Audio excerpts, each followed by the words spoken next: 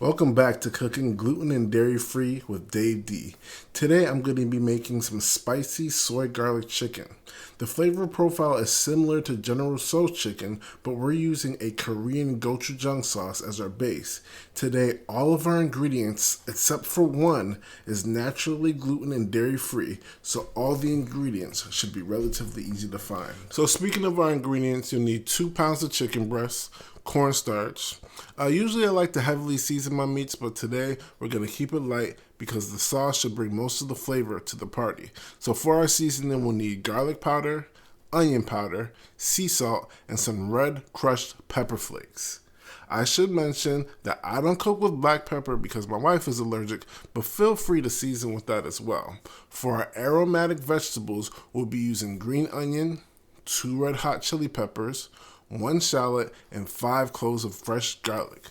Finally, for our sauce, we'll be using maple syrup, rice vinegar, gluten-free soy sauce, and the star of the party, gochujang sauce. This is a Korean chili paste that is naturally gluten-free and delicious. That's enough of that. Let's get to our prep. So starting with our veggies, let's go ahead and thinly slice 3 stalks of green onion.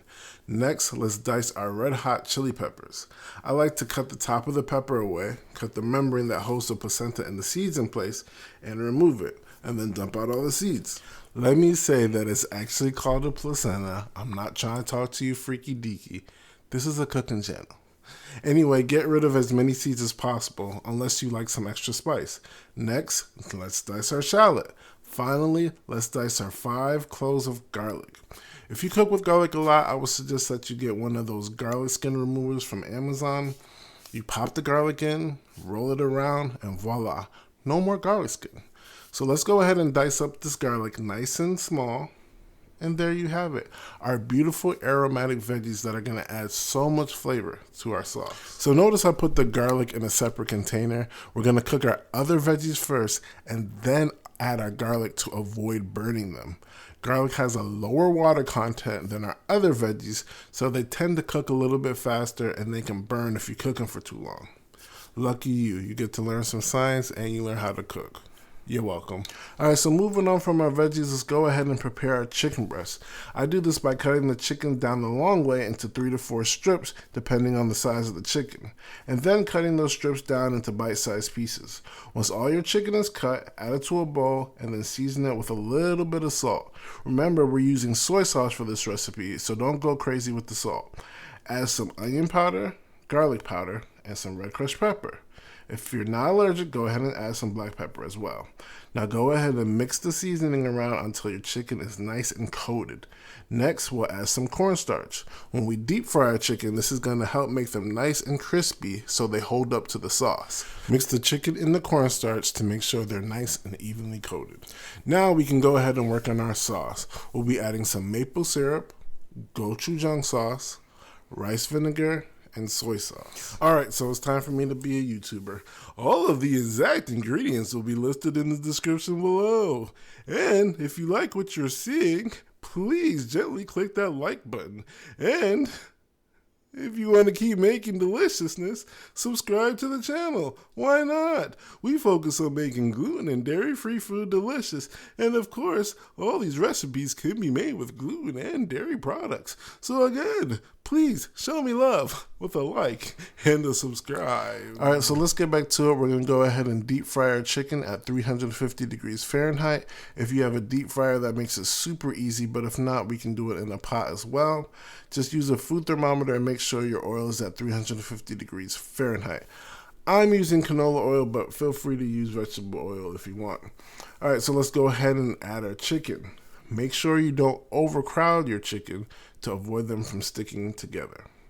These smaller pieces of chicken fry up pretty quickly and should only take about 5 to 7 minutes or whenever the internal temperature gets to 165 degrees Fahrenheit. I like to put my fried foods in a colander, which is on top of a plate with a paper towel on the bottom. This allows the oil to kind of drip off. Alternatively, you can put the chicken on a grated bacon rack lined with paper towel, but you never want to put fried foods directly on paper towel, as that can allow it to get soggy. Alright, so here's what they look like about halfway through. We're going to let them go ahead and go for a few more minutes so they hit that internal temperature of 165.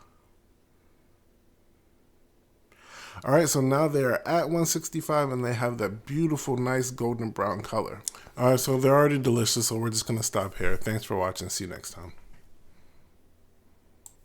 All right, I'm kidding. Let's go ahead and make our sauce. So to a large skillet at medium, go ahead and add some avocado oil or any oil with a high smoke point and some butter. When the butter melts and the oil is hot, let's go ahead and add our green onions, shallots, and red hot chili peppers. Let them cook for about 5 minutes or until they become nice and soft.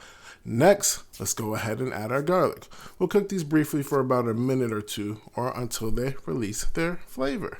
At this point, your kids are going to be emerging from their rooms.